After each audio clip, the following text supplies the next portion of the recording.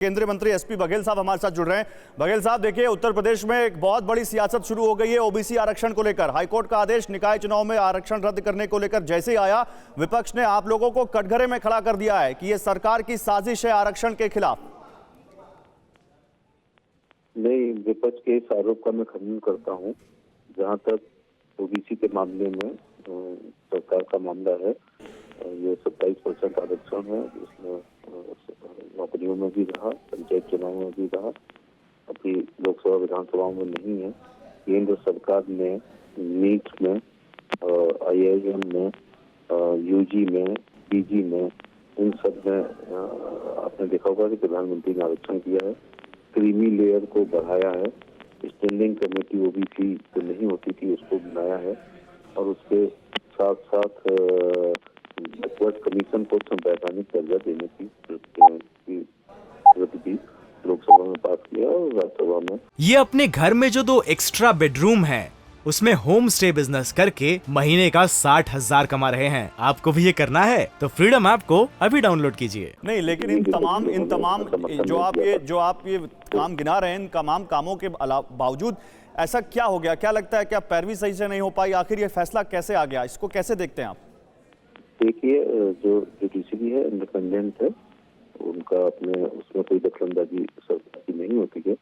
लेकिन जो ये फैसला आया है हम लोग उसका विधिक परीक्षण कर रहे हैं, उसको विस्तार से पढ़ रहे हैं और विधि विशेषज्ञों से राय ले रहे हैं।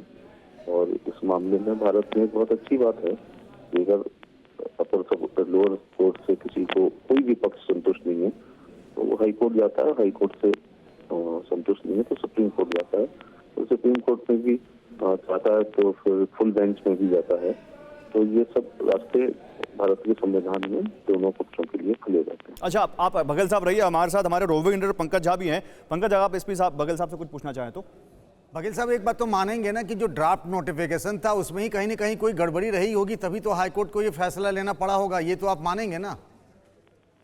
नहीं, मैं अभी कुछ भी नहीं मानने को तैयार हूँ। कुल मिला के है कि मैंने भी फैसला मंगवाया है, हम उसको पढ़ रहे हैं।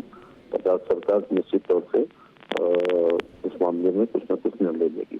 हाईकोर्ट ने कहा है कि कभी सुप्रीम कोर्ट जाती है और उसका पढ़ रहे हैं, उसको क्या तरीका है, उसमें क्या लक्ष्य रहा, क्या चीजों में विधि विशेषज्ञों से पूछा जाएगा। उत्तर प्रदेश सरकार से अपना पूरा लॉ डिपार्टमेंट है, लीगल नहीं, बघेल जी मैं एक चीज पूछना चाह रहा था कि आपने अभी कहा कि सुप्रीम कोर्ट, तो क्या सुप्रीम कोर्ट जाने का फैसला हो चुका है हाईकोर्ट के फैसले के खिलाफ? नहीं, ये उत्तर प्रदेश सरकार तय करेगी ना, केंद्र सरकार को नहीं तय करना है, उत्तर प्रदेश सरकार तय करेगी। और निश्चित तौर से अभी फैसला आया है तो उसकी समीक्षा हो रही है अभी। आपका हमारे साथ जुड़ने के लिए। तो देखिए, अब विपक्ष हमलावर हो गया है बीजेपी पर, यूपी सरकार पर, ओबीसी आरक्षण को निकाय चुनाव में रद्द करने को लेकर। सीधे चलते हैं, इस वक्त हमारे साथ हमारे roving editor Pankaj Jha studio में मौजूद हैं। प्रीति श्रीवास्तव हमारी सहयोगी लखनऊ से हमारे साथ जुड़ रही हैं। पंकज, लेकिन ये फैसला क्या माने कि बीजेपी के लिए अब एक बड़ा मुश्किल की घड़ी साबित हो रहा है, क्योंकि ओबीसी आरक्षण को लेकर विपक्ष अब उन पर हमलावर हो गया और सीधे सीधे सरकार की साजिश की पैरवी सही से नहीं की, ये सरकार की साजिश है। ओबीसी मंत्रियों के मुंह अब जम गए, वो बोल क्यों नहीं रहे? ऐसे शब्दों का इस्तेमाल हो रहा है विपक्ष की तरफ से। देखिए, ये तो पॉलिटिकल बातें हैं, लेकिन हाईकोर्ट के फैसले को अगर हम देखें, 87 पन्नों का है ये, और इसमें 5 दिसंबर और 12 दिसंबर को जो सरकार के नगर विकास विभाग की तरफ से ड्राफ्ट नोटिफिकेशन दिया गया था उसको खारिज कर दिया गया।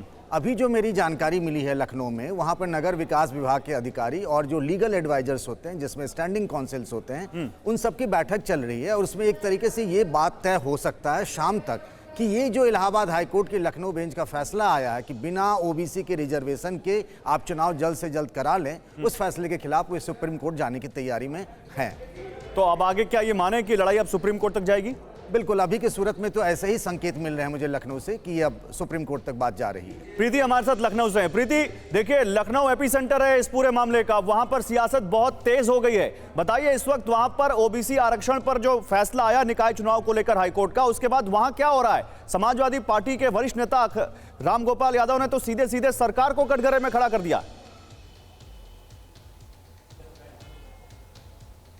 बिल्कुल, मैं आपको बता दूं कि जिस तरीके से हाईकोर्ट ने फैसला दिया कि निकाय चुनाव ओबीसी आरक्षण के बिना आप करवा सकते हैं, उसके बाद लखनऊ में बैठकों का जो दौर है वो शुरू हो गया है। अभी जो प्रदेश अध्यक्ष हैं भूपेंद्र चौधरी वो भी बैठक कर रहे हैं और शाम को ये मुख्यमंत्री भी इस पे बैठक कर सकते हैं। हालांकि मुख्यमंत्री की बैठक अभी पूरी तरीके से साफ नहीं हुई है कि बैठक होगी कि नहीं होगी, लेकिन अभी जो प्रदेश अध्यक्ष हैं भूपेंद्र चौधरी वो बैठक कर रहे हैं। ब्रजेश पाठक ने भी जब TV9 से बात किया तो उन्होंने भी यही कहा कि अभी हमारे पास ऑर्डर की कॉपी आई, अब हम इसकी समीक्षा करेंगे और समीक्षा करने के बाद ही कोई फैसला करेंगे कि आगे हमें क्या करना है। जहां तक सुप्रीम कोर्ट जाने का सवाल है कि अब इस फैसले को लेकर सरकार जो है वो सुप्रीम कोर्ट जाएगी या नहीं जाएगी, उसको लेकर भी शाम तक ठीक है, आपसे जानकारी इस बारे में लेते रहेंगे। प्रीति, बहुत शुक्रिया आपका। पंकज, आपका भी बहुत शुक्रिया हमारे साथ जुड़ने के लिए। तो देखिए, ओबीसी आरक्षण निकाय चुनाव में रद्द क्या हुआ, यूपी में राजनीति एकदम से गर्म हो गई है और सरकार भी कह रही है कि हम इस पूरे फैसले का हम इसको पढ़ रहे हैं और आगे देखेंगे कि आगे हम क्या करेंगे विधि सम्मत। ये अपने घर में जो 2 एक्स्ट्रा बेडरूम है